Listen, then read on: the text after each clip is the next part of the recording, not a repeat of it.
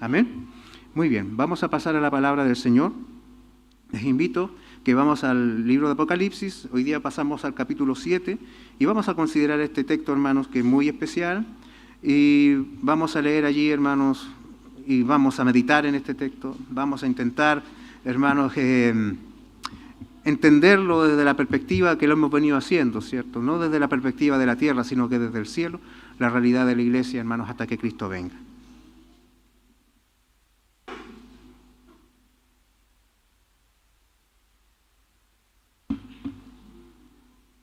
Apocalipsis capítulo 7, del verso 1 al 17. Vamos a considerar todo este capítulo porque es una misma idea que está ahí, hermanos, dentro de este texto. Dios bendiga a nuestros hermanos que siguen la transmisión, ¿cierto?, de este servicio. Dios bendiga a todos esos hermanos que están fielmente conectados. Hoy día tenemos unos hermanos fieles acá presentes, así que Dios bendiga a nuestra hermana Silvita, ¿cierto?, que le damos gracias a Dios por poder tenerla en medio de nosotros. Ella es una de nuestras audiencias fijas de los días domingos. Y Dios bendiga a todos los hermanos que continúan conectados. Nos alegramos también de tener a nuestra hermana Yasmín junto a nosotros hoy. Gracias damos a Dios porque el Señor le ha guardado y le tenemos acá ya nuevamente. Amén. Bien, Apocalipsis capítulo 7, del verso 1 al 17 leemos y dice: Después de esto vi a 4 ángeles en pie sobre los 4 ángulos de la tierra, que detenían los 4 vientos de la tierra, para que no soplase viento alguno sobre la tierra, ni sobre el mar, ni sobre ningún árbol. Vi también a otro ángel que subía de donde sale el sol, y tenía el sello de Dios vivo, y clamó a gran voz a los 4 ángeles, a quienes se le había dado el poder de hacer daño a la tierra, diciendo: No hagáis daño a la tierra, ni al mar, ni a los árboles, hasta que hayamos sellado en sus frentes a los siervos de nuestro Dios. Y oí el número de los sellados, 144,000 sellados de todas las tribus de los hijos de Israel. De la tribu de Judá 12,000 sellados, de la tribu de Rubén 12,000 sellados, de la tribu de Gad 12,000 sellados, de la tribu de Aser 12,000 sellados, de la tribu de Neftalí 12,000 sellados, de la tribu de Manasés 12,000 sellados, de la tribu de Simeón 12,000 sellados, de la tribu de Leví 12,000 sellados, de la tribu de Isaacar 12,000 sellados, de la tribu de Zabulón 12,000 sellados, de la tribu de José 12,000 sellados, de la tribu de Benjamín 12,000 sellados. Después de esto miré y aquí una gran multitud, la cual nadie podía contar, de todas las naciones, tribus y pueblos y lenguas, que estaban delante del trono y en la presencia del Cordero, vestidos de ropas blancas y con palmas en las manos, y clamaban a gran voz diciendo: La salvación pertenece a nuestro Dios, que está sentado en el trono, y al Cordero. Y todos los ángeles estaban en pie alrededor del trono, y de los ancianos y de los 4 seres vivientes, y se postraron sobre sus rostros delante del trono, y adoraron a Dios, diciendo: Amén. La bendición y la gloria y la sabiduría y la acción de gracias y la honra y el poder y la fortaleza sean a nuestro Dios por los siglos de los siglos. Amén. Entonces uno de los ancianos habló diciéndome: Estos que están vestidos de ropa blanca, ¿quiénes son y de dónde han salido? Y yo le dije: Señor, tú lo sabes. Y él me dijo: Estos son los que han salido de la gran tribulación y que han lavado sus ropas y las han emblanquecido en la sangre del Cordero.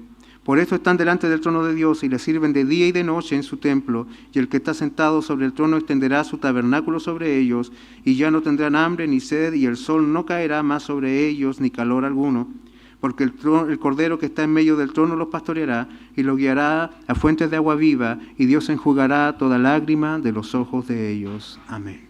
Tomen sus asientos, hermanos.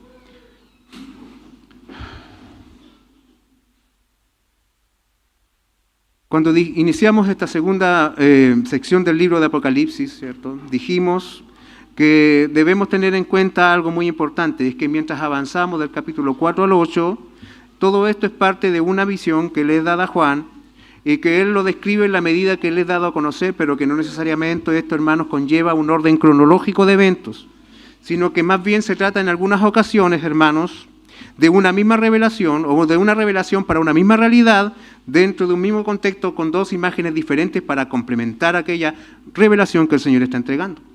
Ya lo vimos, hermanos, en el capítulo 5, que cuando, por ejemplo, se habló del león, se habló del cordero, se vio también a un león.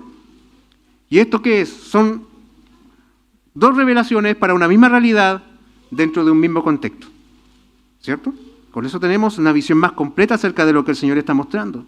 Y cuando llegamos al capítulo 7, hermanos, tenemos este mismo elemento. Juan se le está dando una visión de los mismos acontecimientos relatados en el capítulo 6, pero desde una perspectiva diferente.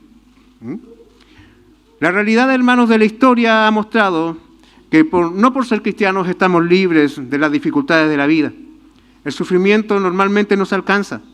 Pero esto, hermanos, significa algo que usted tiene que guardar en su corazón, y espero que de todo lo que escuche esta mañana usted lo lleve en su conciencia, lo lleve en su corazón guardado. Hermanos, hoy, ahora ya, no estamos menos seguros que lo que estaremos en el cielo. Amén. Bendito sea el Señor. Amén. Hermanos, hoy no estamos menos justificados que los que estaremos en el cielo. Y esto es algo que nosotros no debemos guardar, hermanos, porque una vez que el Señor nos ha redimido para siempre. Hoy, hermanos, hoy usted está seguro, justificado y guardado en el Señor. Si hay algo, hermanos, que debemos saber con certeza, es que pase lo que pase en este mundo, sabemos que lo que Dios hizo por nosotros es algo gloriosamente perfecto y eterno. Hermanos, pase lo que pase en esta vida, sabemos a quién le pertenecemos. Y sabemos, hermanos, podemos saber qué es lo que somos, de acuerdo a lo que el Señor dice que somos. El capítulo 7 es un relato, hermanos, como les decía, paralelo al capítulo 6. Es el capítulo 6 repetido, pero de una forma diferente, para resaltar una verdad importante que quizás no se mencionó en el capítulo 6. Nosotros leemos el capítulo y comenzamos, ¿cierto?, el capítulo 6 considerando lo que eran estos 4 jinetes, estos famosos 4 jinetes del Apocalipsis. Y si usted avanzó hasta el final de ese texto, a salvo la visión de los mártires en el cielo bajo el altar, no se menciona en ningún momento, hermanos, hasta el 6º sello, qué pasa con la iglesia que está todavía militando aquí en la tierra. ¿Qué pasa, hermanos, con el pueblo de Dios? Se habló acerca del juicio de los pecadores que no se arrepintieron, pero nada se ha dicho, hermanos, acerca de la historia, de la vida y del final del pueblo de Dios. Y uno, hermanos, viendo todo lo que significó el capítulo 6, todas las catástrofes asociadas, hermanos, a todo el desarrollo de la historia, todas las guerras, hambre, cataclismos económicos y todo aquello que vimos allí, uno pudiese preguntarse, ¿los hijos de Dios serán capaces de sobrevivir a los estragos de la guerra y la destrucción? ¿Qué va a pasar con nosotros, Juan? Sería la pregunta de muchos de esos hermanos que están en la mazmorra cuando se escribía el Apocalipsis. ¿Qué va a pasar con la iglesia? Y sin duda para una iglesia, hermanos, desgarrada por la persecución, el presente parecía bastante difícil. Y sin duda, si el presente era bastante difícil, por lo menos sería de mucho consuelo saber qué va a ocurrir en el futuro. ¿Qué va a pasar con nosotros? ¿Qué sucederá en el futuro? Los sellos abiertos han revelado problemas de inmensas proporciones. Son cosas, hermanos, que no nos podemos decir nosotros no nos van a tocar. Son cosas que sí tocan a los hijos de Dios. Además, al final se nos dio una visión horrenda acerca del día final, cuando Dios juzga a los pecadores. Todo el horror de ese día, hermano, queda plasmado, sin duda, aparte de la descripción que hace Juan acerca de los eventos cataclísmicos de ese momento, de ese día. Sin duda, el mayor horror, o toda la dimensión del horror de ese día, del día del juicio, se ve claramente en las palabras que decían los incrédulos, que nos relata al final del capítulo 6, que decían ellos, decían a los montes y a las peñas, caed sobre nosotros y escondernos del rostro de aquel que está sentado en el trono y de la ira del Cordero, porque el gran día de su ira ha llegado. Y note usted la última pregunta, ¿y quién podrá sostenerse en pie? Así terminaba ese día. Los incrédulos preguntándose, ¿quién podrá quedar de pie ante tanta manifestación de la ira de Dios? Sin duda esto refleja lo horrendo de ese momento. Y uno pudiese preguntarse, ¿es cierto? ¿Quién podrá estar en pie? ¿Los creyentes perseverarán? Y sin duda este capítulo 7 nos responde la pregunta, ¿quién podrá mantenerse en pie? ¿Quién podrá sostenerse ese día? ¿Quién quedará? Nosotros vemos que llegamos hasta el 6º sello, todavía el 7º sello no se ha abierto. Este capítulo 7 es un intervalo entre la apertura del 6º sello y, ¿cierto?, la apertura del 7º sello, que lo veremos ya en el capítulo 8. Pero aquí, hermanos, se describe una multitud incontable de hombres y mujeres de toda edad, de toda lengua, de toda raza, de toda nación, triunfantes, victoriosos, y ellos permanecen, hermanos, frente al Cordero. Porque todos los que el Señor escogió han sido sellados y librados de su ira. El Señor nos salva de Él mismo y lo hizo a través del Cordero, porque ellos fueron, hermanos, amados por el Cordero. Por eso no reciben la ira del Cordero. Ellos le pertenecen. y tienen una seguridad inquebrantable. Para ellos, hermanos, ese día del juicio, que es horroroso para los incrédulos, para los creyentes, es un día de sumo gozo, indescriptible. Y sobre eso vamos a meditar esta mañana. La gloriosa seguridad con la que cuenta el pueblo de Dios ahora y que gozará eternamente. Tu seguridad, hijo de Dios, amado del Señor, santos del Señor, es eterna. Es eterna. El mismo Señor Jesucristo lo dijo en Evangelio de Juan, capítulo 10, del verso 27 al 30. Y mis ovejas oyen mi voz y yo las conozco y me siguen. Y yo les doy vida eterna.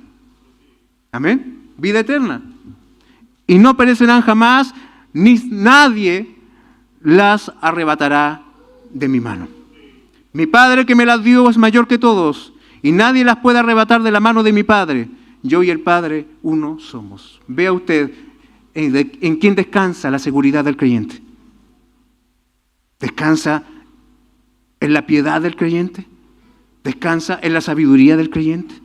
No, descansa, hermanos, en el poder de Dios y en el poder de Cristo, porque yo y el Padre uno somos. Bendito sea el Señor. Estas ovejas que siguen al pastor, estas ovejas que son conocidas por el pastor, ellos permanecerán en pie. En el día del Cordero, en el día de la ira del Cordero, hermanos, ellos quedarán de pie, porque para ellos no hay ira. Ese Cordero bebió la copa de la ira por ellos. Han sido sellados para gloria. Para que en ese día, hermanos, no lloren, ni se lamenten, ni clamen a las rocas que le caigan encima, sino para que ese día canten de alegría, ese día triunfantes celebren a aquel que les amó más allá de toda medida. Bendito sea el Señor. Nuestra lectura comienza con una frase muy importante que dice, después de esto vi. O sea, esto nos está dando una idea de continuidad en la visión. Es la misma visión, pero ya lo dijimos desde un ángulo diferente. Vemos acá que Juan ve que sobre los 4 ángeles en pie sobre los 4 ángulos de la tierra, que detenían los 4 vientos de la tierra para que no soplase viento alguno sobre la tierra. Acá, cierto, Juan no ve nuevamente a los 4 jinetes, sino que ve, hermanos, 4 ángeles que están, cierto, reteniendo los 4 vientos de los 4 ángulos de la tierra. Vea usted, hermano, la coincidencia de los números. Sin duda esto es porque todo esto es un símbolo. Este 4, hermanos, está hablándonos de algo importante. Ahora los 4 jinetes son vistos, hermanos, como los 4 vientos que van a venir a destruir la tierra. Y esta imagen, hermanos, como lo hemos ya visto a través de todo el recorrido que hemos hecho del libro de Apocalipsis, es una imagen tomada por Juan desde el Antiguo Testamento, o el Espíritu Santo, ¿cierto? Le da a Juan una visión que ya se dio en el Antiguo Testamento. Es recurrente volver al lenguaje profético del Antiguo Testamento constantemente en el Apocalipsis, y esto lo encontramos allá en Zacarías capítulo 6, verso 5, cuando dice, y el ángel me respondió y me dijo, estos son los 4 vientos de los cielos que salen después de presentarse delante del Señor de toda la tierra.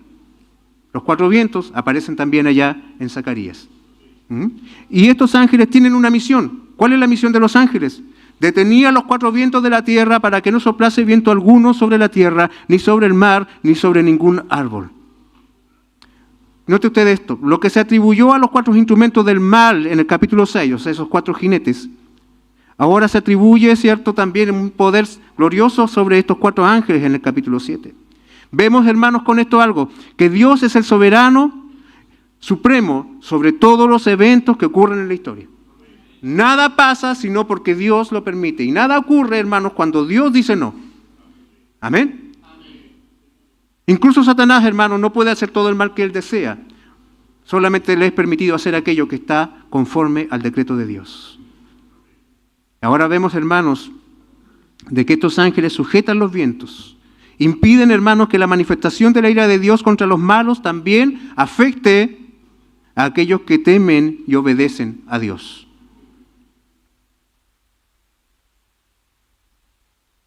Bendito sea el Señor. Ahora, bueno, vamos a explicarlo más adelante, pero quiero que usted entienda esto. Esto no significa de que entonces hay ángeles librándome de que yo no me enferme. ¿Hay ángeles librándome de que mi economía sea perfecta en la tierra? No, no significa eso, hermano. Ya lo vimos de que eso no debiésemos esperarlo. Sin duda, hermano, tenga usted guardado esto en su corazón, o en su mente, o en su conciencia mientras avanzamos por el texto. Tiene que ver con la ira de Dios contra los incrédulos. Esa ira de Dios contra los incrédulos, hermano, no tocará a los hijos del Señor. Amén. No los tocará. Ahora, ¿quién será librado de la ira de Dios y de esos vientos de destrucción? Y eso es lo que nos dicen los versos 2 y 3.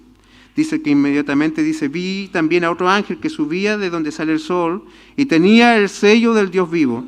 Y clamó a gran voz a los 4 ángeles, a quienes les había dado el poder de hacer daño a toda la tierra, diciendo: no hagáis daño a la tierra, ni al mar, ni a los árboles, hasta que hayamos sellado en sus frentes a los siervos de nuestro Dios.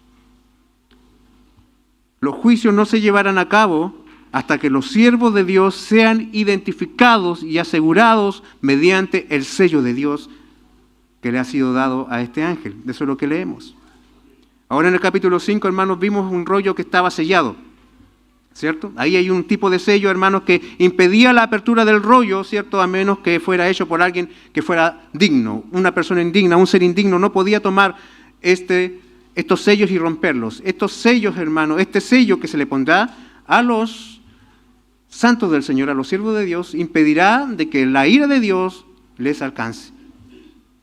Tienen funciones diferentes, si usted se da cuenta. Cuando hablamos de un sello, ¿qué estamos hablando, hermanos? Un sello es un instrumento que le daba categoría legal a un documento. Es como el timbre de una notaría, podríamos decirlo. Y con eso, ¿cierto? Alguna cosa que podía ser común, alguna cosa que podría ser corriente, se transformaba en algo ya con un uso, con una dedicación que representaba algo realmente relevante. Un comentarista dice de que un sello primero impide alterar. Cuando ya está el timbre puesto, no se puede modificar lo que ahí está escrito. Luego también garantiza propiedad. Usted compra una casa y hasta que el notario no la timbre, esa acta, esa escritura, la casa usted no puede decir, esto es mío. Un sello garantiza propiedad. Así también un sello, hermanos, garantiza autenticidad. Vea usted los billetes, hermanos. Cuando un billete es falso, cuando no cuenta con los sellos que la ley manda que tenga, ¿cierto? Entonces, hermanos, un sello implica esas 3 cosas. Legalidad, algo que no puede ser adulterado, certifica autoridad y también certifica, hermanos, ¿cierto?, algo que es auténtico, algo que es real. Y el cristiano, hermanos, que ha recibido el sello de Dios, también está sellado en un sentido triple. El Padre le ha sellado porque el creyente goza de la protección del Padre durante toda su vida. Nada puede alterar el designio de Dios sobre la vida de su Hijo.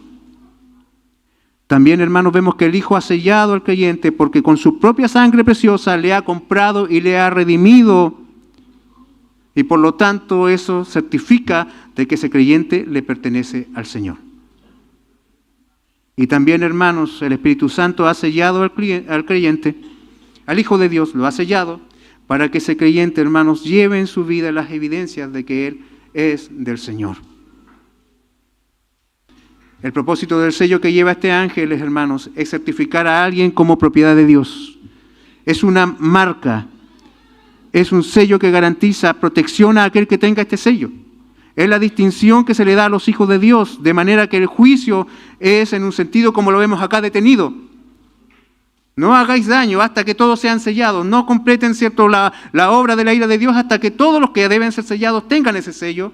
Este sello garantiza, hermanos, justamente esto. Hasta que todos sean sellados, la ira de Dios, hermano, no se manifestará como ha de ser manifestada completamente.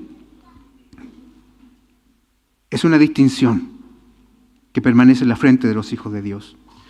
Como ya sabemos, hermanos, Juan en el Apocalipsis, lo dijimos al principio de esta porción, se apoya en los textos proféticos del Antiguo Testamento. Vimos, ¿cierto?, la imagen de los 4 vientos allá en Zacarías, y acá en Ezequiel, hermanos, también podemos encontrar en el capítulo 9, verso 4, un momento en el cual se refleja la obra de alguien que es enviado a sellar a hombres para que no reciban la ira de Dios. Allá, hermano, a Ezequiel se le da una visión Una visión, hermanos, horrible acerca de la realidad de la vida espiritual de Jerusalén, del pueblo de Judá. El templo, hermanos, está lleno de ídolos. El templo está lleno, hermanos, de imágenes paganas y aquellos que debían servir en el templo, los sacerdotes, todos, hermanos, en sus cuartos adoran las imágenes que adoran a aquellos que no temen al Señor. Y el Señor, hermanos, ha decidido traer juicio sobre el pueblo. Ha decidido traer juicio sobre Jerusalén. Y por lo tanto, hermanos, Ezequiel se le ha mostrado que Dios, que envía el juicio, también envía a un hombre, dice acá, vestido de lino, con un estuche de escriba en la mano, a quien se le instruyó para que fuera por toda Jerusalén y pusiera una marca en la frente de todos los que vivían apesadumbrados por causa de la idolatría que había en el templo. Porque no todos en Jerusalén participaban del pecado. Y por lo tanto, Dios, como es justo, hermanos, cuando envía su ira, Él estaba diciéndole así a Ezequiel: no daré a los que son justos el mismo trato de aquellos que son injustos. Y en Ezequiel 9, verso 4 en adelante dice: y le dijo Jehová, pasa por en medio de la ciudad, por en medio de Jerusalén, y ponles una señal en la frente a los hombres que gimen y claman a causa de todas las abominaciones que hacen en medio de ella. Vea usted esta imagen: ponles una señal en la frente a todos los que se duelen del pecado, a todos los que no participan de la maldad. Él tenía la misión de identificar y sellar el pueblo de Dios, asegurándoles así, hermanos, que ellos no caerían junto con los pecadores. Que en medio del juicio que vendrá, no serán exterminados, sino que solo aquellos que aborrecían a Dios, los que tenían la marca en su frente, no experimentarían el horror de los que no estaban marcados. Dios identifica, hermanos. Dios guarda y protege a aquellos que le pertenecen. Y lo hará para siempre. Cuando los desastres vienen sobre la tierra, hermanos, sin duda nos afectan. Pero la ira de Dios, hermanos, que es algo que aún no hemos experimentado en toda su dimensión, porque está reservada para un día específico, eso, hermanos, no te va a afectar a ti si tú tienes el sello de Dios en tu vida. Eso te da seguridad acerca de tu eternidad. Dios asegura a su pueblo, Dios asegura por la eternidad su pueblo conforme a su pacto de gracia, conforme a su palabra. Bendito sea el Señor. ¿Cuál es este sello? ¿Qué significa este sello? ¿Cómo lo podemos entender? Tendríamos que adelantarnos unos capítulos, hasta el capítulo 14, verso 1 del mismo libro de Apocalipsis, donde nuevamente vuelven a aparecer estos 144,000. Y acá se dice lo siguiente en el verso 1. Después miré, y aquí el Cordero estaba en pie sobre el monte de Sión, y con él 144,000, que tenían el nombre de él y de su Padre escrito en la frente. ¿Cuál es el sello que se le coloca a los sellados? El nombre del Cordero y de su Padre. Bendito sea el Señor. Para significar, hermanos, que los santos son miembros de la familia de Dios. Fueron comprados por el Hijo y fueron llenados por el Espíritu Santo. Por el contrario, los incrédulos, hermanos, tienen una marca, ¿cierto?, sobre su mano derecha y en su frente, y esa es la marca de la bestia. En el capítulo 13, ¿cierto?, vemos ese contraste entre el 13 y el 14. Bueno, lo vamos a ver más adelante, pero ya téngalo presente allí. Ahora consideremos, hermanos, que el sello ha sido puesto ¿dónde? Sobre la frente. Lo cual, ¿qué significa? Significa de que esto es algo visible, si lo quisiéramos ver de forma literal. Es algo evidente. El sello ha sido puesto sobre la frente, lo cual implica que la marca invisible, porque estamos hablando de un símbolo, ¿cierto? Esta marca gloriosa de la obra de Dios, del Padre, ¿cierto?, del Dios Hijo y Dios Espíritu Santo sobre el creyente, de alguna manera u otra se hace visible en la vida del creyente. Es algo evidente. Es algo que se ve, hermano. Si tú eres una persona que ha sido sellada con este sello, se hace visible a través de tus pensamientos, de tus palabras, de tus acciones, de tu vida. Se hace visible que tú le perteneces a Dios. Esto no es una marca que se pueda tomar y dejar, no, es una marca que es puesta de una vez y para siempre, y por lo tanto esa vida queda marcada para siempre. Con el nombre de Dios, con el nombre de Cristo sobre él. Bendito sea el Señor. Un sellado, hermanos, es identificable. Es identificable. Cuando tú te ves al espejo, ¿ves a un sellado de Dios allí? ¿Ves a alguien, hermanos, que refleja el nombre de Dios y de su Hijo con su vida? Esa creo que es una pregunta importante ahora. Porque la marca va en la frente. Ese es el símbolo. Bendito sea el Señor. No existen los cristianos secretos, hermanos. ¿Se dio cuenta usted todo lo que el mundo se empecinó en ridiculizar el cristianismo en las Olimpiadas? Yo le decía a mi esposa anoche, conversábamos porque meditábamos en esto. Esto parece que dio más valor a todos los atletas creyentes para dar testimonio de su fe allí. No les importó las sanciones, al mejor tenista del mundo no le importó sacar su cruz y mostrarla, a una niña brasileña no le importó decir Jesús es el camino, la verdad y la vida con lenguaje de señas, y así muchas personas cuando le entrevistan acerca de sus triunfos, los medallistas más importantes, que la mayoría eran cristianos, se reunieron a adorar al Señor en diferentes lugares. ¿Por qué? Porque la marca del que es de Cristo se hace evidente. Si tú te avergüenzas de Cristo, hermano, si tú tienes miedo de tu fe, si tú la guardas y la escondes en diferentes contextos, sin duda debieses preguntarte si necesitas hoy pedirle al Señor perdón. Porque la marca, el sello es evidente. Bendito sea el Señor. Y le salió, hermanos, el plan al revés. Porque Dios es poderoso, hermanos. Nos quisieron ridiculizar, pero no lo lograron. Porque no se están metiendo con cualquiera, se meten con aquel que reina por los siglos de los siglos. Ahora consideremos, hermano, este sello está allí, puesto visiblemente en la frente de los seguidores del Señor. Ahora, el sello no impide los dolores ni las tribulaciones propias de la vida, como lo vemos a lo largo de los siglos. Innumerables creyentes han sido y están siendo hoy perseguidos, maltratados y aniquilados por su testimonio de Cristo. Nosotros, hermanos, hemos despedido santos de nuestro lado todo el tiempo. Por lo tanto, hermano, ser un sellado no significa no vas a sufrir. ¿Qué significa ser sellado? La respuesta está, hermano, en la frase, hasta que hayamos sellado en la frente a los siervos de nuestro Dios. El juicio será detenido hasta que todos los que son de Dios reciban este sello. ¿Qué significa entonces ser un sellado? Dios, primero que nada, estableció un juicio, que ya fue descrito acá, hermanos, en el capítulo 6 y que también es mostrado en estos vientos que tienen poder para dañar y destruir, al principio del capítulo 7.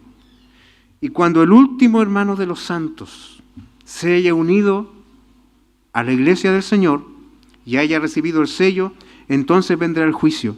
Y por lo tanto, hermanos, ser sellado no significa no sufrir la vida, pero hermanos, ser sellado significa nunca recibir la ira de Dios sobre él. ¿Te gozas en eso? Dios puede disciplinarnos y lo va a hacer si es nuestro Padre. Y esa disciplina, hermano, no es ira, es amor. Pero la ira de Dios está reservada para aquellos que no temen al Señor. Y de eso tú no debieras preocuparte si eres un sellado. Amén. Bendito sea nuestro Dios.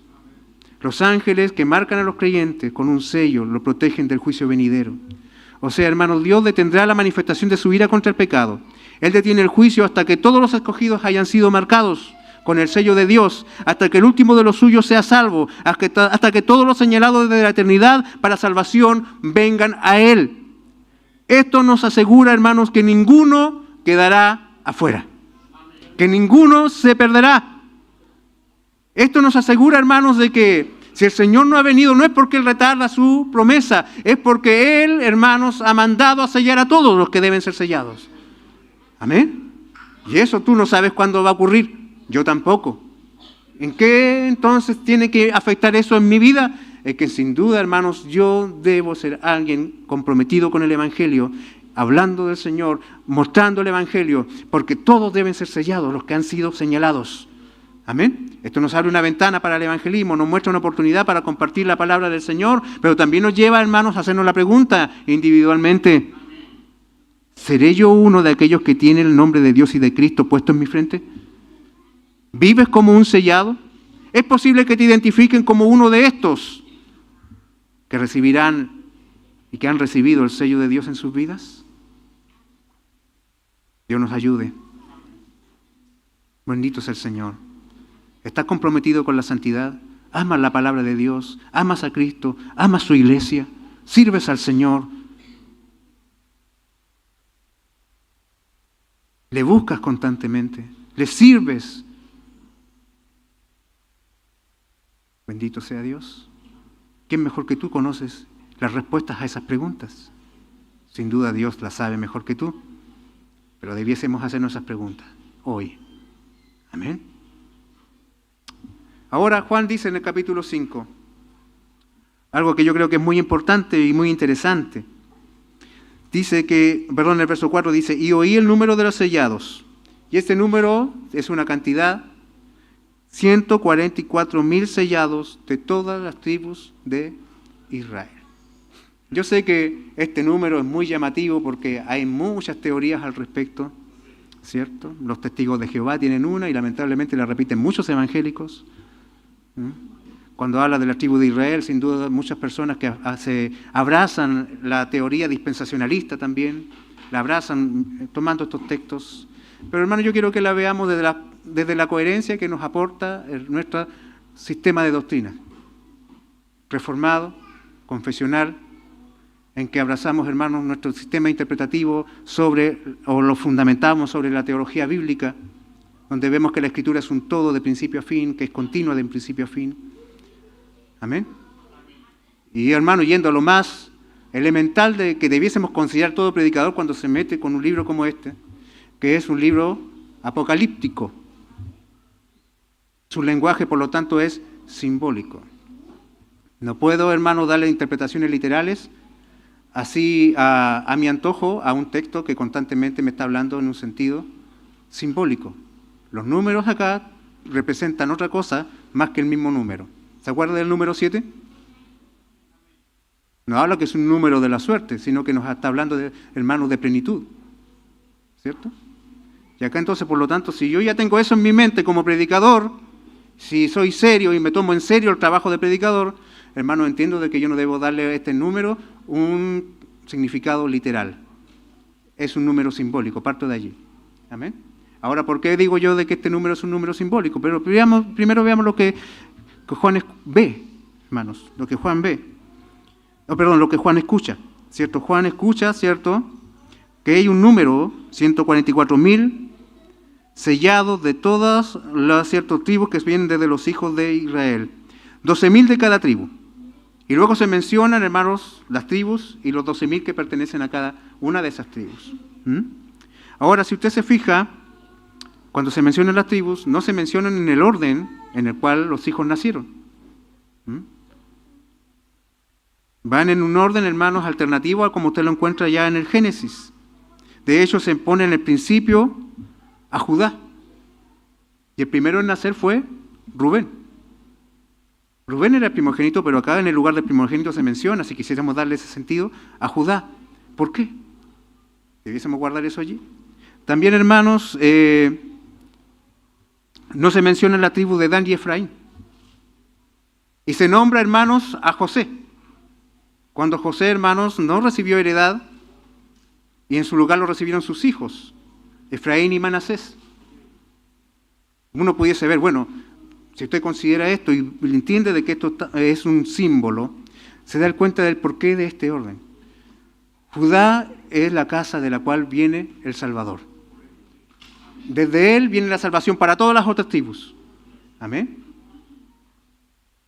Dan y Efraín son las tierras donde Jeroboam, después de la división del reino, mandó a instalar los becerros de oro para que la gente no fuera a Jerusalén a adorar, y eso, hermanos, fue la razón de la gran apostasía que desencadenó luego la caída del reino del norte. Las 10 tribus de Israel, hermanos, sucumbieron por causa del juicio que Dios envió, porque ellos pusieron becerros de oro en lugar de ir a adorar a Dios, donde Dios había dicho que se le debía adorar. La apostasía entró desde allí, no son considerados acá. El gran azote asirio vino por causa de Dan y de Efraín, por decirlo de una manera. Hermanos, podemos ver de que los hijos no están al principio, por ejemplo, los nombres de los hijos que vienen de la unión de Jacob con sus esposas, Lea y Raquel, sino que están allí considerados los hijos de las concubinas o de las criadas, de las siervas. Y esto también nos muestra, hermanos, una intención. Una intención maravillosa que nosotros pudiésemos inferir al plan de Dios de incluir en su pueblo a los gentiles, a los que no son de la sangre directa de Jacob, ¿cierto? Y de sus esposas, de su matrimonio.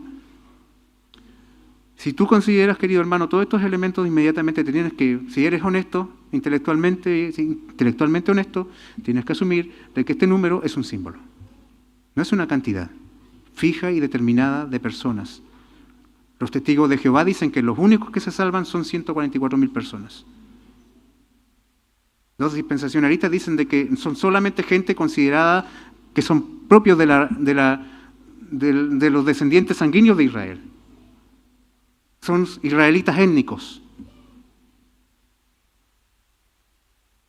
Pero hermanos, si yo creo y soy honesto intelectualmente y soy respetuoso del texto, me doy cuenta de que este número es un símbolo y por lo tanto tengo que sacar de mi mente esas limitaciones, porque sin duda si usted sigue leyendo más adelante, este número se vuelve a repetir, pero de una manera diferente. Y eso, vamos a llegar ya a ese punto. Pero yo quiero que usted tenga presente esto, hermano. Este número es un número que es un símbolo de algo. Hay razones matemáticas para llegar a eso, pero no lo vamos a conversar aquí. Pero vea usted, delante del trono del Cordero, ¿cuántas personas hay? ¿Cuántos ancianos? 24.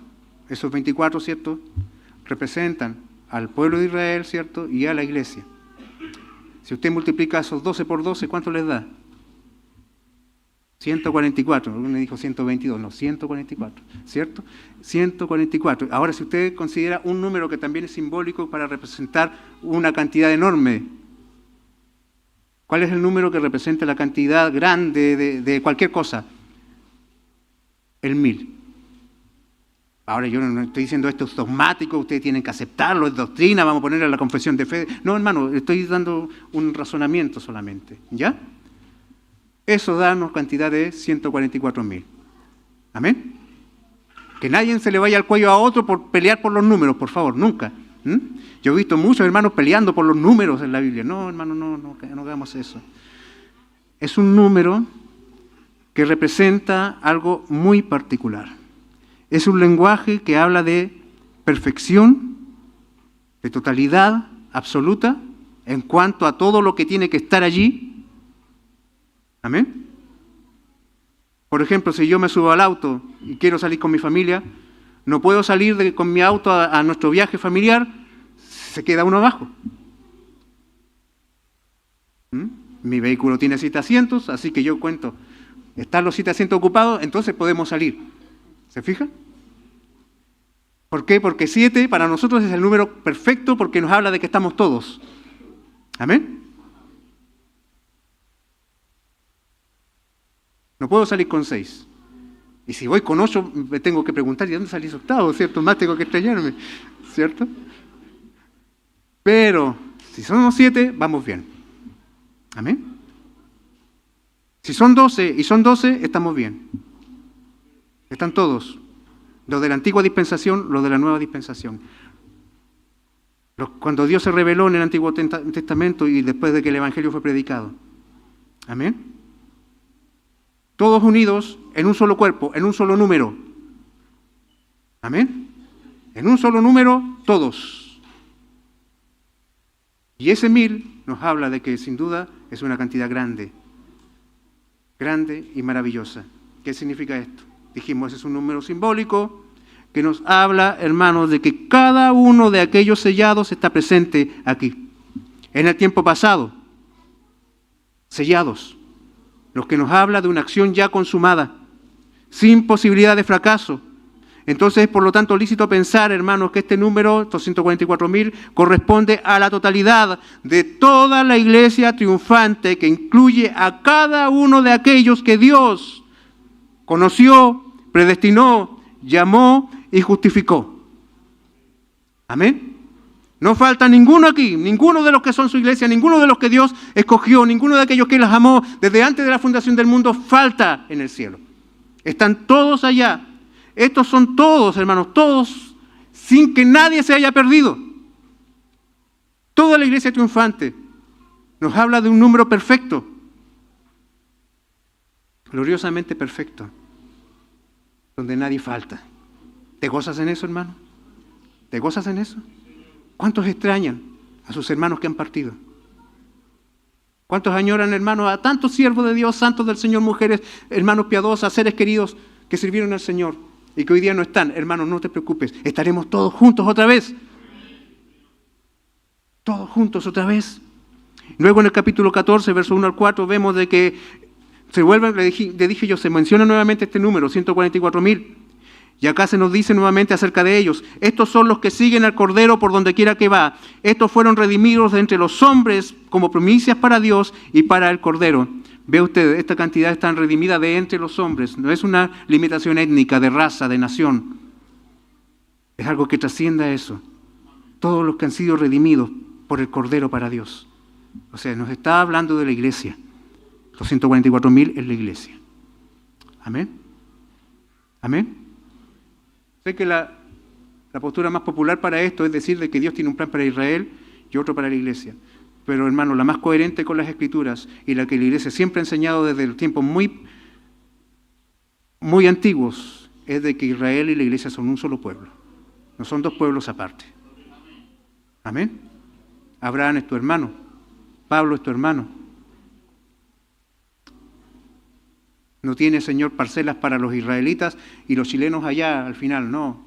Todos los salvados por Cristo, los redimidos por la sangre del Cordero. Esa es, hermanos, ese es el elemento definitivo. La sangre del Cordero, no la nacionalidad, no la sangre de los hombres, es la sangre del Cordero. Amén. Bendito sea el Señor. Se dice claramente que estos 144,000 son aquellos que han sido comprados de entre los de la tierra. Representa, hermano, a los que siguen al Cordero por donde quiera que vaya. Por lo tanto, representan a la iglesia militante ya glorificada. Son propiedad de Cristo porque los compró con su preciosa sangre y el Padre por medio de Cristo en el Espíritu Santo los protege. Y aunque soplen los vientos, no podrán hacerle daño, hermanos. Los elegidos del Señor permanecerán en pie. ¿Quién podrá mantenerse en pie? Ellos. Quedarán de pie. ¿Por qué? Porque el Cordero derramó su sangre por ellos. Glorioso sea el Señor. Esto también, hermanos, bota la teoría de que Cristo murió por todo el mundo. No hay universalismo aquí. Al final no todos llegan al cielo, sino que llegan aquellos que han sido sellados, aquellos que han sido comprados por la sangre de Cristo. Amén. El único problema para eso, hermano, es que tú ni yo sabemos quiénes son, así que tenemos que seguir predicando. Bendito sea el Señor. Luego, hermanos, llegamos al verso 9. ¿Por qué yo no separé, hermanos, el sermón, cierto, hasta aquí y después en el 9 empecé otro? Porque, hermanos, desde el verso 4 en adelante hasta el verso 12 se nos sigue hablando de la cantidad de los sellados. Se nos está hablando de lo mismo. Y usted llega al capítulo 9, hermanos, el verso 9, perdón, usted ve esto en número. Dice, después de esto vi, y aquí una gran multitud, la cual nadie podía contar, de todas las naciones, tribus y pueblos y lenguas, que estaban delante del trono y en la presencia del Cordero, vestidos de ropas blancas y con palmas en las manos.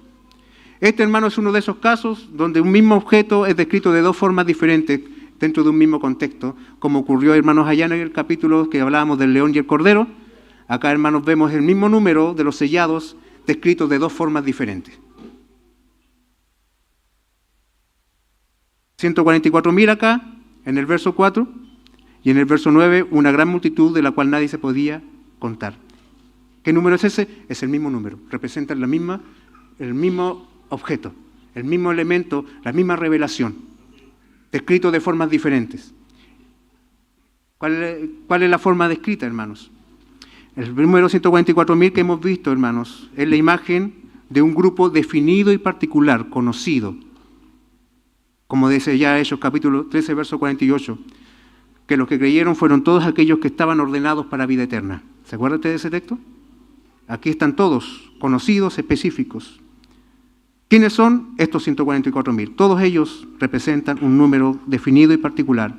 Es un número específico determinado por Dios y son todos conocidos por el Señor. Y la segunda imagen, hermanos, en esta sección enfatiza la gran extensión de este grupo de redimidos del Cordero. Son tantos que abarcan, hermanos, gente de diferentes naciones, tribus, pueblos y lenguas. ¿Cómo está conformado ese número? Está conformado por gente de toda tribu, lengua y nación. Bendito sea nuestro Dios. Nos habla el primero, ¿cierto?, de la cantidad de los conocidos. El segundo nos habla, hermanos, de la extensión de estos conocidos, de estos redimidos por Cristo. Son tantos que abarcan tanta gente, hermanos, y esto es maravilloso que nosotros lo consideremos. En tiempos, hermanos, de Juan, la iglesia era pequeña y a juicio del mundo insignificante. Y en muchas épocas posteriores la iglesia parece siempre un pueblo en minoría. Parece que fuera siempre el que están destinados a perder. La iglesia se ve como débil y sin importancia, pero en realidad lo que el Señor nos revela y quiere que pensemos es esta realidad. Es esta verdad, vista desde el cielo, de que la iglesia es más grande de lo que podamos estimar. Y esto no es nuevo. Usted va al libro de Génesis, capítulo 15, verso 5, y el Señor le dice a Abraham, cuenta las estrellas en el cielo.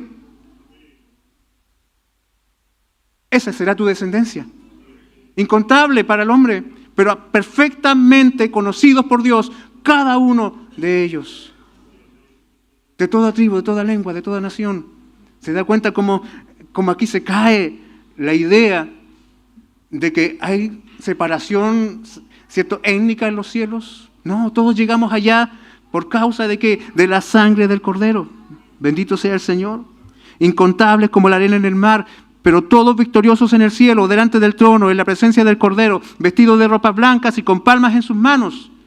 Esto es símbolo de comunión. Estar en la presencia del trono, estar en la presencia del Cordero, significa, hermanos, comunión, cercanía. Estar en el lugar más glorioso que pueda ser imaginado por el hombre. Está también allí, hermanos, vestidos de ropas blancas. Nos habla, hermanos, de la justicia de Cristo. Nos habla del triunfo final del creyente por causa del sacrificio del Señor. Y nos dice también de que están con una actitud de regocijo, con palmas en sus manos. Esto es lo que pasaba cuando el pueblo de Israel celebraba la fiesta de los tabernáculos y salían de sus casas y iban a celebrar, hermanos, el hecho de que el Señor los liberó y los llevó a través del desierto y durante el desierto los protegió hasta llevarlos hasta su casa. Ellos están celebrando la victoria final del Señor, están celebrando la liberación definitiva de Dios, ya están fuera del alcance de la muerte, ya están fuera del alcance del pecado, están fuera del alcance del infierno, hermanos, y ellos se deleitan en esta gloriosa verdad. ¿Quién nos podrá separar del amor de Cristo? ¿Usted ha escuchado alguna vez eso? Este texto, hermanos, reafirma esa verdad. Están en victoria, están en gozo. ¿Cómo estaban los incrédulos del capítulo 6? Temerosos, pidiéndole a las rocas que le caigan encima. Y que los aparten del rostro de aquel que está sentado en el trono. Aquí los hijos de Dios están gozosos, celebrando, cantando, hermanos, disfrutando del rostro de aquel que está sentado en el trono. Es maravilloso el contraste. Es maravilloso el contraste. Aunque quizás en este mundo, hermanos, tú pienses de que al incrédulo le va mejor que a ti. Tú lees el Salmo 73 y tenemos a un hombre del principio a fin lamentándose de que al incrédulo le va mejor en la vida. Hermano, fíjate en la eternidad. Al final lo que pesa es esto. ¿Cuál es tu mayor consuelo tanto en la vida como en la muerte? Saber a quién le perteneces. Así lo enseña el catecismo, hermanos. Ahí está la diferencia. Si el que es tu dueño aquí en el mundo no te puede librar del horror del juicio de Dios, hermanos, es un consuelo inútil. Pero Cristo nos puede librar del horror del juicio. Y vea usted en qué convierte usted este mismo día de horror. ¿En qué lo convierte para los santos del Señor? ¿Amén? ¿Por qué? Porque el que hace la diferencia, hermanos, entre uno y otro, ¿quién es? El Cordero. La sangre del Cordero. Bendito sea el Señor. Y por eso ellos claman a gran voz. La salvación pertenece a nuestro Dios que está sentado en el trono y al Cordero. La salvación pertenece a nuestro Dios que está sentado en el trono y al Cordero. Los redimidos están delante de Dios, de ese Dios que está sentado en el trono, quien planificó toda la obra de redención para salvar a su pueblo. Y su Hijo, el Cordero, fue quien comenzó esa obra, quien la ejecutó y quien finalizará el plan de redención. Mediante esta canción, hermanos, ellos expresan alabanza, acción de gracias a Dios que escogió y al Cordero quien murió, quien resucitó y quien ascendió al cielo para ocupar un lugar a la diestra de Dios y quien pronto volverá por los suyos. La salvación no es el resultado de la elección del hombre. La salvación no es un privilegio que se puede adquirir con buenas obras. Esta obra de salvación no es el resultado de la propia sabiduría y bondad de los que visten ropas blancas, sino de la gracia de Dios y de los méritos y sacrificios de Cristo, el Cordero de Dios. Por eso ellos dicen, la salvación pertenece a nuestro Dios. La salvación es del Señor. Amén. Gloria a Dios por eso. Depende de Él, es de Él. Y Él la consuma de una manera perfecta. ¿Cuánta seguridad hay en esta palabra maravillosa? Luego de esta gloriosa declaración, vea usted lo que ocurre. Todos los ángeles que estaban de pie alrededor del trono y alrededor de los ancianos y los 4 seres vivientes, los ángeles cayeron sobre sus rostros delante del trono. Vea usted lo que dice, cayeron sobre sus rostros. No simplemente, hermanos, se pusieron de pie y bajaron la cabeza. Ellos cayeron sobre sus rostros para adorar a Cristo, para adorar, hermanos, junto con la iglesia. Dimensionas en esto. Cuando tú dices, la salvación es del Señor, dimensionas cómo ha de ser adorado Dios en ese momento cuando tú clamas así. Hay espacio para la indiferencia, hay espacio para la frialdad, hay espacio, hermanos, para la distancia. ¿O no debiera nuestro corazón también, hermanos, derramarse delante de la presencia del Señor? Los ángeles caen sobre sus rostros, hermanos, ante tan gloriosa verdad. La salvación le pertenece a nuestro Dios y al Cordero. Oh, hermanos, bendito sea el Señor. Bendito sea el Señor. A veces con cuánta arrogancia nos presentamos en la casa del Señor. Hay arrogancia, hermanos, en nuestras actitudes, en nuestra disposición. Hay arrogancia, hermanos, muchas veces en nuestra somnolencia. Hay arrogancia muchas veces, hermanos, en que estamos metidos en nuestros celulares y no estamos pendientes de lo que se nos dice. Hay arrogancia porque muchas veces nos reservamos el derecho de adorar. Nos paramos aquí como si fuéramos un tótem. Hermano, no. Tenemos que ser como estos ángeles, fíjese usted. Caen sobre sus rostros y adoran al Señor. No tienen tiempo para otra cosa por la gran obra que Dios ha hecho en sus vidas. Aquel que es visto en el trono, hermanos, ten esto en cuenta. En los cielos, adorado por los ángeles, no es un ser diferente al que está aquí hoy en medio de nosotros. El que está en el trono también está con su iglesia ahora acá. Por lo tanto, nuestra adoración debe ser así. Y ellos adoraban a Dios diciendo, amén, la bendición, la gloria, la sabiduría, la acción de gracias, el honor, el poder y la fortaleza. 7 virtudes, plenitud, todo es del Señor. Sean a nuestro Dios por los siglos de los siglos. Amén. Bendito sea nuestro Dios. Otra vez, hermanos, amén.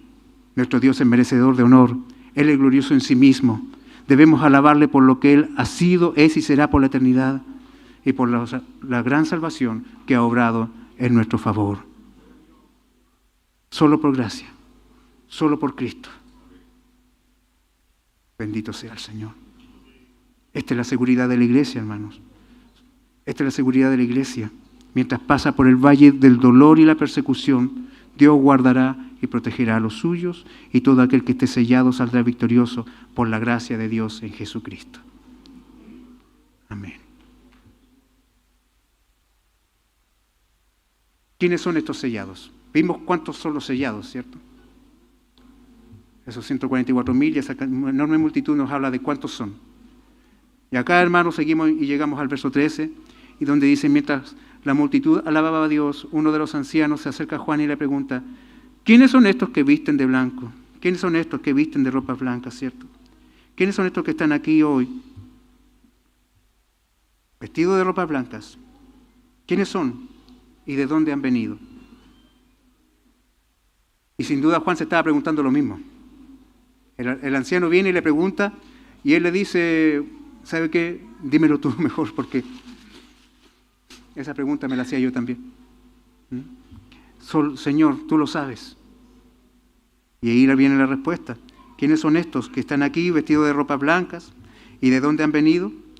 Y acá le dice el Señor, o le dice este anciano, estos que están delante del trono, ¿cierto? Estos que están aquí, han lavado sus ropas en la sangre del Cordero. Estos son los que han salido de gran tribulación.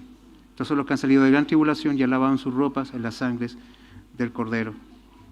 Y aquí la frase gran tribulación sin duda también adquiere tanta notoriedad como la cantidad de los 144,000.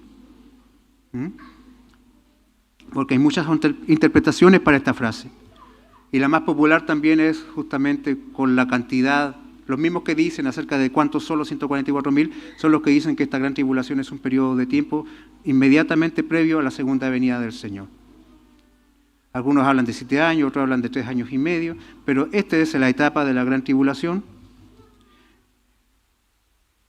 Pero en el Nuevo Testamento, hermanos, aparte del Apocalipsis, solo encontramos una referencia a la Gran Tribulación, o a este periodo llamado Gran Tribulación, y está en el Evangelio de Mateo, capítulo 4, verso 21, donde dice el mismo Señor allá en el discurso del Monte de los Olivos: porque habrá entonces gran tribulación, la cual no la ha habido desde el principio del mundo hasta ahora, ni la habrá. Ambas referencias, hermanos, de gran tribulación están también, hermanos, ancladas en un texto del Antiguo Testamento, Daniel capítulo 12, verso 1, donde dice: en aquel tiempo se levantará Miguel, el gran príncipe que está de parte de los hijos de tu pueblo, y será tiempo de angustia, cual nunca fue desde que hubo gente hasta entonces, porque en aquel tiempo será libertado tu pueblo, todos los que se hallen escritos en el libro. ¿Ve usted la coincidencia de conceptos acá? Esta gran tribulación, hermanos, es un periodo de tiempo. ¿Cuándo comenzará? Bueno, tengo que informarte que ya comenzó. ¿Cuándo comenzó? Comenzó, hermanos, en el día que el Señor se levantó y la época de la iglesia se inició, y terminará el día en que el Señor vuelva por su iglesia. O sea, nosotros ya estamos viviendo estos tiempos de tribulación. Si usted lee, hermano, el mismo apóstol Juan, en el capítulo 1, verso 9 de este mismo libro, dice: yo, Juan, vuestro hermano y copartícipe vuestro en la tribulación, en el reino y en la paciencia de Jesucristo. Juan se ve como uno que participa ya de este tiempo. La tribulación ya era algo real, así como lo es ahora, hermanos, en muchos lugares del mundo, donde muchos creyentes son fieramente perseguidos por seguir a Cristo. Porque esto, hermanos, es una constante en la historia de la iglesia. ¿En qué momento la iglesia ha estado en completa paz con el mundo? Cuando la iglesia se vuelve igual que el mundo.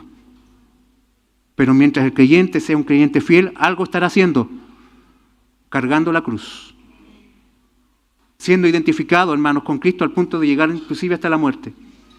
En este momento hay tribulación en el mundo. Sí, la hay. Hay hermanos tuyos, hermanos, que ahora están siendo sacrificados por el testimonio de Cristo hoy. Y decir que no, la gran tribulación todavía espera, hermanos, es como menospreciar el sufrimiento de tus hermanos a través de toda la historia.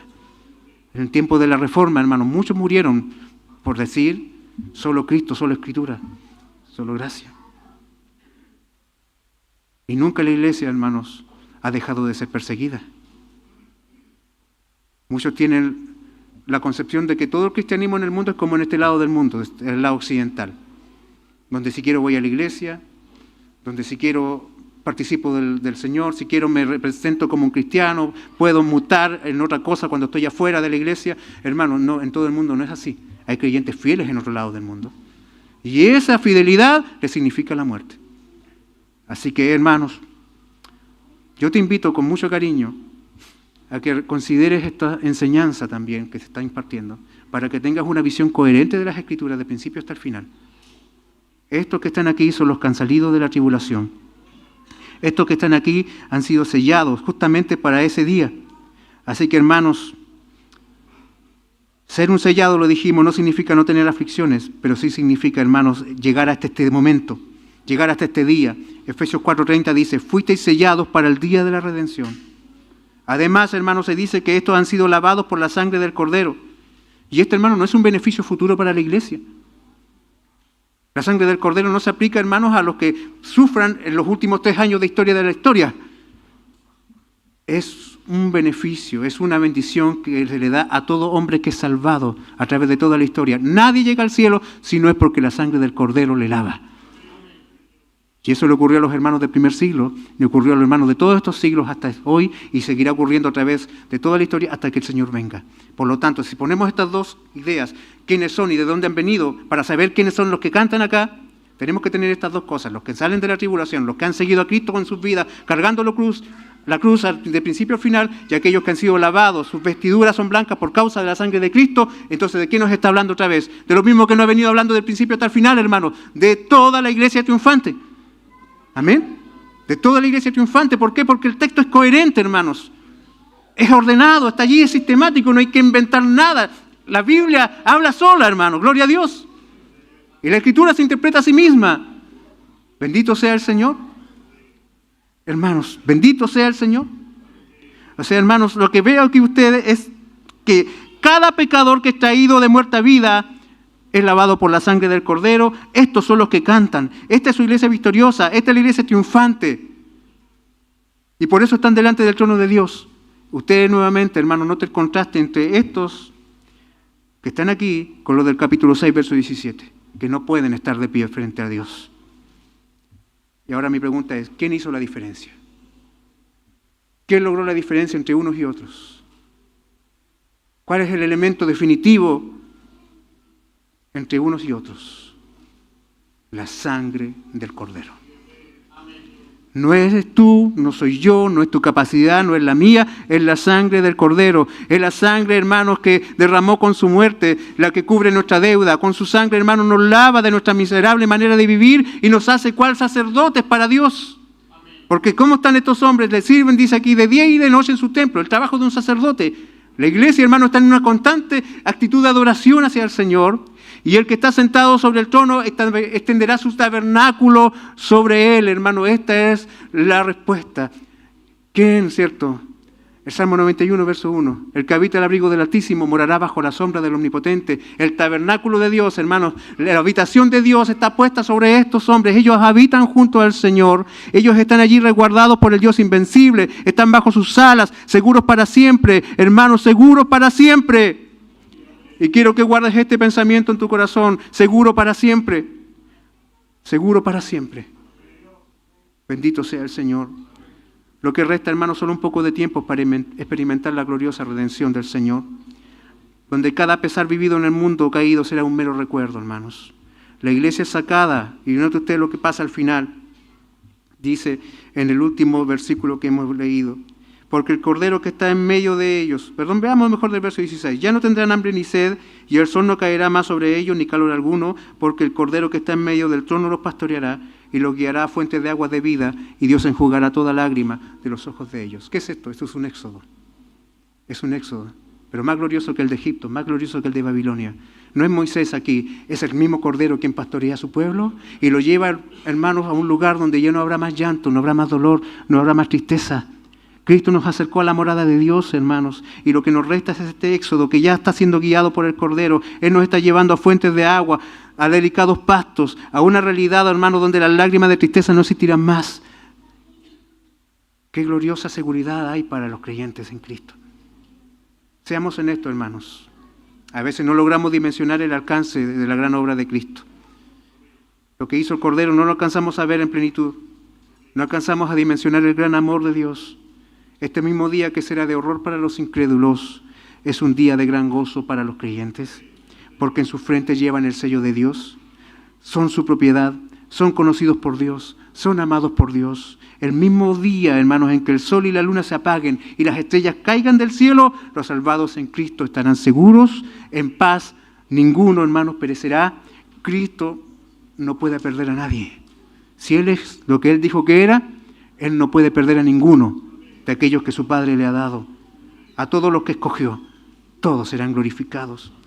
Por eso, si eres de Cristo, no tengas miedo al futuro. Si eres del Señor, no llores más allá de lo necesario. Si tu corazón es de Cristo, no sufras más de lo que es necesario. Tu esperanza está segura en la obra de Cristo. El Cordero te pastorea. Él te lleva a ese lugar donde no habrá más lágrimas. Él soportó la ira. Él bebió la copa. Él fue abandonado en la cruz. Él clamó, Elí, Elí, lama sabactani. Él clamó eso. Él tuvo que experimentar eso para que tú nunca estés solo. Un día escuché una canción que decía, si lo pierdo todo, pero tengo a Cristo, sé que tengo todo lo que necesito. Tú eres mi tesoro, mi mejor amigo. Yo sé que tengo todo lo que necesito.